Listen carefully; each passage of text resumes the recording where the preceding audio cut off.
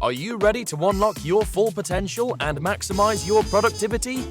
Look no further than Productivity Smarts, the ultimate audio podcast hosted by renowned productivity expert Gerald J. Leonard.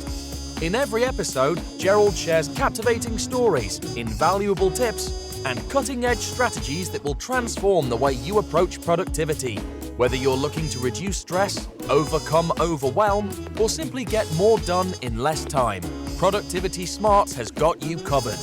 But that's not all. You'll also gain inspiration from real-life success stories of individuals who have achieved greatness through productivity. Plus, you'll learn the latest tools, techniques, and habits that will help you achieve a new level of happiness and fulfillment in your personal and professional life. So why wait? Join us every week as we delve into the exciting world of productivity and help you unleash your full potential. Get ready to take your productivity to the next level with Productivity Smarts. As a productivity expert and host of the Productivity Smarts podcast, Gerald J. Leonard has been a proud supporter of Kiva since 2011. Kiva is a non-profit organization that helps entrepreneurs in third world countries access the capital they need to start or grow their businesses. By making a small loan through Kiva, you can help these entrepreneurs achieve their dreams, support their families, and contribute to their local economies. And with a repayment rate of over 96%, your loan can be re-lent to another entrepreneur once it's repaid, creating a ripple effect of positive change. So if you're looking for a meaningful way to make a difference in the world, consider making a loan through Kiva. With loans as small as $25, anyone can be a micro-lender and help change lives. Visit kiva.org to learn more and start lending today. Today, we're speaking to Dr. Alan Lycka. He is an internationally sought-after keynote speaker, mentor, and trainer to business groups around the world. He is also a life coach to individuals looking to overcome adversity and live the best life they can, filled with joy and gratitude. In 2003, his life changed when he was misdiagnosed with ALS, formerly known as Lou Gehrig's disease, and given 6 months to live. After fighting the diagnosis, he is here to share as a result of his courage and determination. Having been given a golden ticket, Dr. Lycka used his experience to co-author the book, The Secrets of Living a Fantastic Life, with an introduction by Jack Canfield, author of Chicken Soup and The Success Principles. Dr. Lycka has now become an expert at living a fantastic life and shares his journey with others. Dr. Lycka, how are you? I am fantastic. Thank you for having me today, Gerald. You're so welcome. It was amazing seeing you in Toronto, International Association of Top Professionals, where we've both been inducted for our various areas. It was really an honor. And it reminded me as we started talking that I had actually been interviewed by you a few years ago. Yes, that's right. And, we live in very similar circles. So, we both are top professionals in our relative realms. Exactly. Well, it's interesting because we all have our journey. And so let me ask you about your journey. What do you think has helped you to become so successful in your field and throughout your career and even overcoming this misdiagnosis that you had in 2003? When I look back, it's something that I think is unintelligible. It's something called drive. Each of us have drive to a certain extent in our lives, but that little thing determines whether you're going to be successful more than anything else. I have seen very talented hockey players, football players, and basketball players that didn't make the cut. Yeah. But then I've seen less talented people that just were driven, that became the superstars that they are. And that's what I attribute my success to be, drive. I also call it the hunger.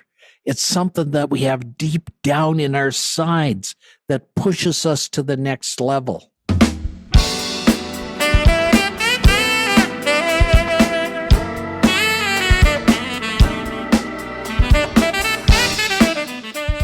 Yeah. So what do you think has given you that drive? Where do you think it comes from for you? I think it is innate, Gerald. I think it is something we are born with. I think it's something there. Now, we can feed it. You could starve your drive and make it not happen, but you need that drive first. And then when you have that drive, if you do 3 little things towards your goal each and every day, every goal becomes acceptable. That's what Jack Canfield teaches. Yeah. Jack says, just 3 little baby steps toward your goal will make every step happen. Exactly. Both of us have been mentored and coached by Jack and interviewed by him. And he is profound about making those steps. And it really is about just having the people around you, but also making those 3 steps or 5 steps, just some progress every day towards it. Let me ask you this question. I didn't have it on my list earlier, but I thought about it as you were talking. Like, what is your why, right? To me, drive comes from a why. And sometimes it comes from a why deep in our gut. And it could be innate, right? Because we're born with it. I know for me, it's always been a feeling of wanting to make life better for myself, but make life better for others. Well, I'm going to tell you, one of the simplest ways to figure out your why is to look up the Japanese concept of Ikigai. Now, what is Ikigai? Well, it is 4 overlapping circles, like a Venn diagram. Yeah. Now, in the top circle, it's what you love. The second thing is what you're good at. The third thing is what the world needs. And the fourth thing is what you can get paid for. And when you do your overlap of all those things, you get your Ikigai.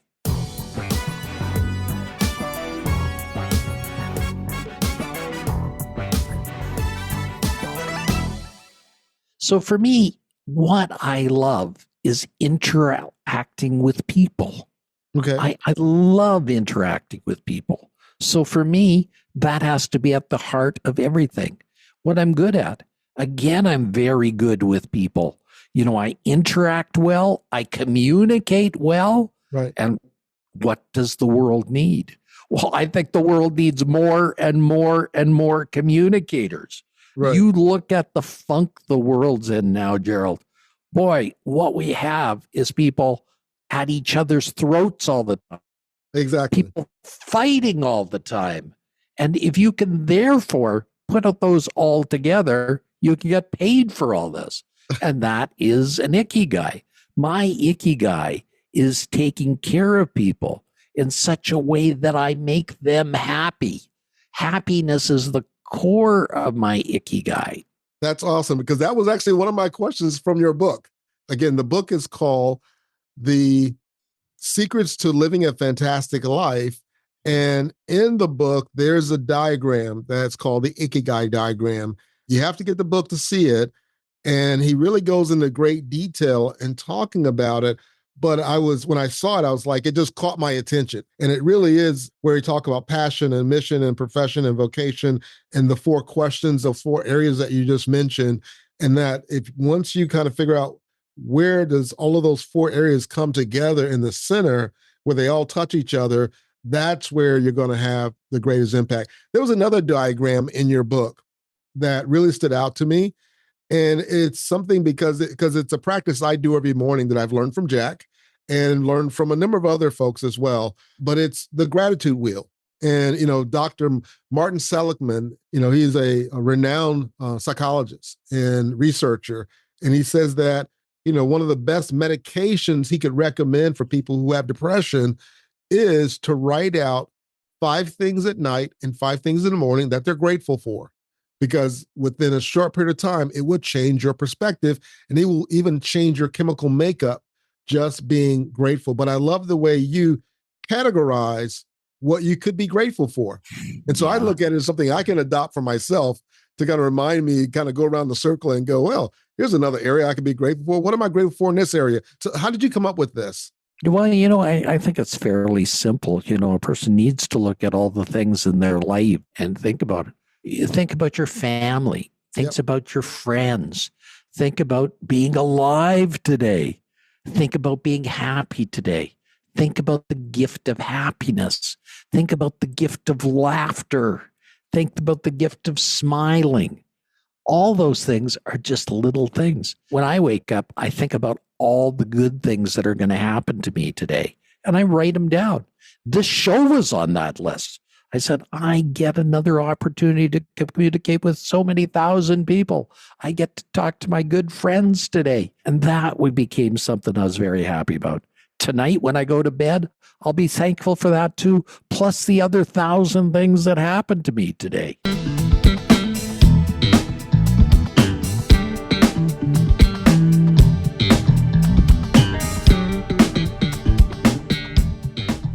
Excellent. Excellent. I really like the idea because, again, I make it a practice, and I recommend people who listen to the podcast to make it a practice to write down in the morning and at night things that you're grateful for. But this kind of gives you a category, and I'm just kind of read your circle. You talk about relationships, creativity and fun, finance, your career, self-care, spirituality, health and wellness, your environment. As you're writing out your gratitude for the day, if you ever get stuck, like, okay, what other things can I be grateful for? I want to mix it up. You can use this as again, it's a diagram in this book, but you can use this as a window to kind of think it through. Now, in the book, The Secret of Living a Fantastic Life, you discuss the power of gratitude. Now, I know we just talked about it and why it's important, but how does it impact someone's productivity, and why would it impact someone's productivity? It's interesting. Studies have now been done on gratitude, and businesses that put gratitude at the highest thing in their workplace are 10 times more productive than those that are not. Now, Harvard and Yale have been studying this for a number of years, and they found the gratitude motivation, the gratitude quotient is something that makes businesses that much more productive. Yeah. Now, I know in my own life, it makes my own life more productive as well. Right. Right.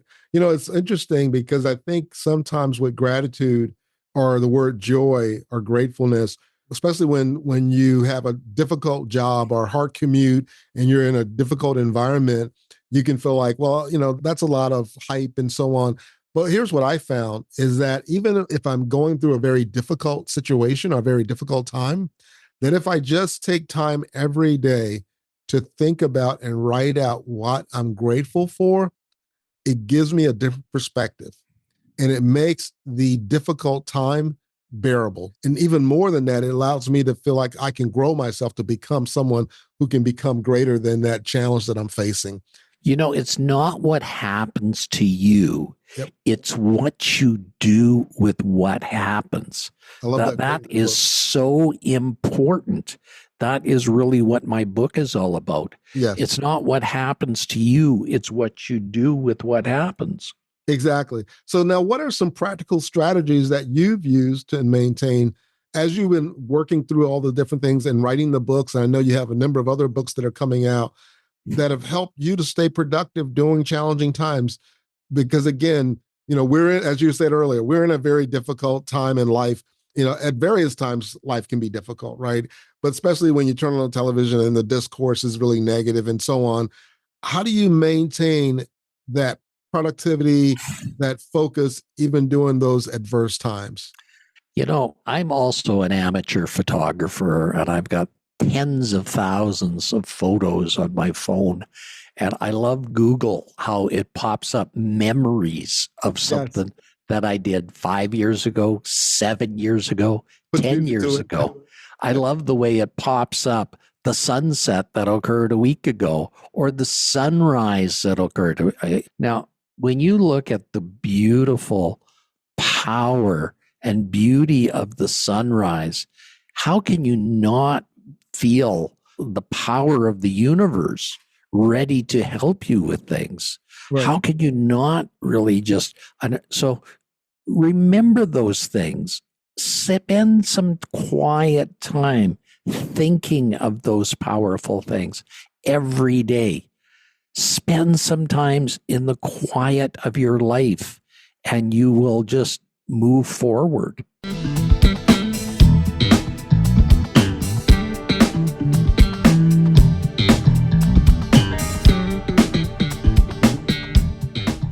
Yes, yes. Now, you also talk about resilience, and I want to ask you a question. You mentioned in the book, again, and I mentioned it in my introduction, that you were misdiagnosed. And receiving a diagnosis like that is no small feat, especially when you're told in the misdiagnosis that you have 6 months to live. Yeah. Right? And the problem is, I love doctors, and I've been a doctor all my life, all my adult life. But doctors are not always right. Right. And they're not always kind when they come up with their misdiagnoses. Yeah. So, when you get hit in the face with something like that, you go through the characteristic phases that Elizabeth Kubler-Ross wrote in her book on death and dying. You go through a phase of anger. Yeah. Everybody does when they're kicked in the face and so on. And I was angry. I was angry at the world. I went through a period of time that I was angry at my staff. I was angry at my wife. I was angry at my children. I was angry at my dog. The only good thing about anger is it motivates you and pushes you further. Yeah. But it is not a powerful, good emotion to carry around with you. Right. The second emotion is bargaining. You go through a period of time when you say, oh God, please don't let this happen. I will do anything if you don't let this happen. Right. Third thing is you go through denial, where you deny anything is wrong. But when I was diagnosed, I had a dropped right foot. And then my right arm became something that wasn't very functional either. So I was a right-handed surgeon. So that became a big problem. But I found how to be a left-handed surgeon. So I was able to retrain my brain and my body so I could do everything with my left hand. And then there's depression. Right. Have you ever been depressed? I have. Yes. Yeah. I mean, when I went through vertigo and then went through major life changes with marriage and family, and just kind of found my life in disarray, and at the same time having to deal with a vestibular imbalance, that was a really challenging and difficult time. Yeah. Depression is the black days. You can't sleep. You can't eat. You can't do anything. It is the worst phase a person can go through. Yeah. That's why a lot of people commit suicide, because they cannot see the light at the end of the tunnel. Now, they cannot see the other side. One of the things I will say during my depression is, even though I was depressed, I always loved walking outside. And I had moved down south, and I was in a country area, and every day, even though things were topsy-turvy and didn't make any sense, and I was still struggling with my balance, I would force myself, even with a walking cane, to go for a 30-minute walk or maybe an hour walk and just be out in the sun and be out in nature. And that really made a difference as well, because it gave me a chance to think and process what was going on and really contemplate as I was going through. And so I'd made a decision in that process to not just to go through, but to grow through.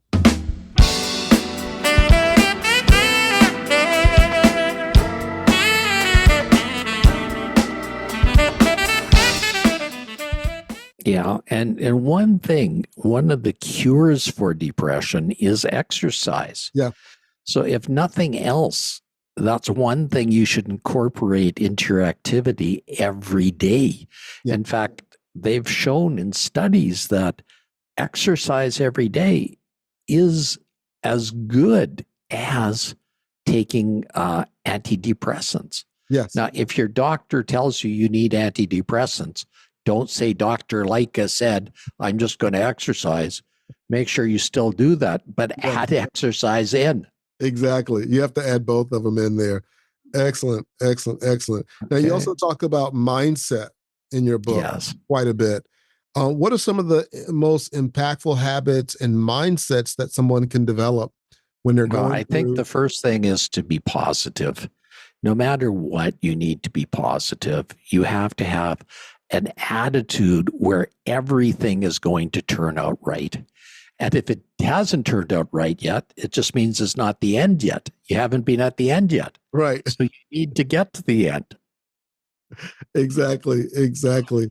Now, one of the last questions I have for you is, a lot of people, as we're going through our goals and we set our intentions, there's a lot of distractions out there, and people kind of get distracted. They can be on the phone with someone, or they can be watching a movie and then look at their phone, and next thing you know, they've spent 30 minutes on the phone looking through Facebook or something, and they don't have no clue what's going on with the movie. They haven't thought about their goals.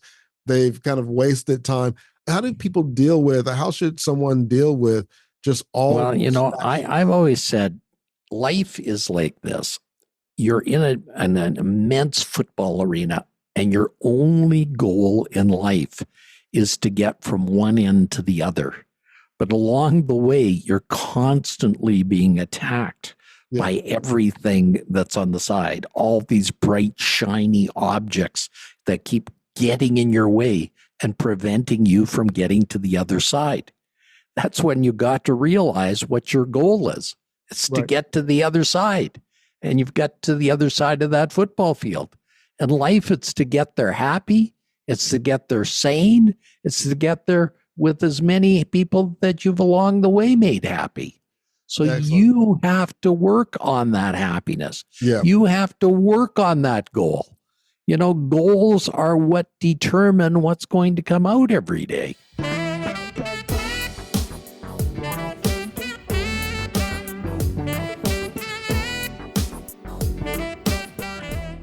Exactly.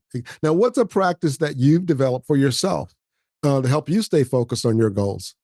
Every day I review what I'm going to occur. And at the end of the day, I review what I've occurred on that list. So every day I make that list happen. I think it was Henry Ford that said, I'll always beat the competition because I create more than the other person ever will. So I can create faster than they can copy me. So that's what you got to do in your day. Yeah. You just got to be on the creative mode all the day, and you've got to make it. And it's said that Americans are plagued by procrastination. Well, what is the number one reason they're procrastinating too much? It's their damn cell phones. Yeah. So why are we allowing those to interfere with our lives all the time? Smart people don't. They turn them off. Right. They don't let them get in the way of the things they want to achieve. Exactly. And you have to set up, I would say, guardrails and habits that will keep you focused, even when you feel like you're getting distracted or you've been derailed or something's come up. That if you have a practice of, like you said, reviewing your to-do list, but mapping your to-do list with your goals. That's one of the things that I do is I write out my goals every day. And then I make sure that my goals, I use kind of the Stephen Covey model, which is my daily goals are mapped to my roles, and my roles are mapped to where I'm trying to go in life. And so for yourself, what's one thing that you would love for people to know about you and you would love for people to take away from our conversation? Yeah, I would love everybody to know that I'm a genuine, caring individual and that people can reach out to me and find out more about me. They can follow me on social media. They can go to my website. They can reach out to me. They can listen to my shows. We're producing shows all the time. So I'd like them to tap into the knowledge base that I'm constantly creating for them. Excellent. Excellent. And where can people find you if they want to learn more about you? The easiest way is to go to my website, dralanlycka.com. That's DRALLEN, Lycka, LYCKA.com. Sign up for my Golden Pearls, and I will send one of my Golden Pearls of knowledge to you each and every week. So it'll help keep you on that path. Excellent. Thank you so much. I know we kind of tapped around some of the Golden Pearls, but in your book, you have 13 of them. So if you're listening and you're wanting to grow and continually go deeper in your knowledge, I would definitely say get a hold of Dr. Lycka's book, The Secret of Living a Fantastic Life. It's the 13 Pearls of wisdom that he and Harriet discuss in the book. And I will share your link to your website and information about how people can get in touch with you. Thank you so much for coming on to the Productivity Smarts podcast. We have loved having you on and for being able to share your wisdom and your insights. Thank you for having me, Gerald. It really is my pleasure for being here today. If you're enjoying the content and finding it valuable, we would appreciate it if you could take a moment and leave us a review. Your feedback is important to us and helps us reach a wider audience. If you leave us a 5-star review, it would mean the world to us. Not only does it help us improve the podcast, but it also helps us attract more sponsors and grow our community. Thank you again for your support and for listening to the Productivity Smarts podcast. Thank you for tuning in to Productivity Smarts, where we help you achieve your goals and live your best life. We hope you've gained valuable insights and actionable strategies to boost your productivity and increase your happiness and fulfillment. Remember to apply what you've learned and keep striving towards your goals. And if you haven't already, be sure to subscribe to our podcast for more inspiring episodes and expert advice from our host, Gerald J. Leonard. Until next time, keep pushing forward and unleashing your productivity smarts.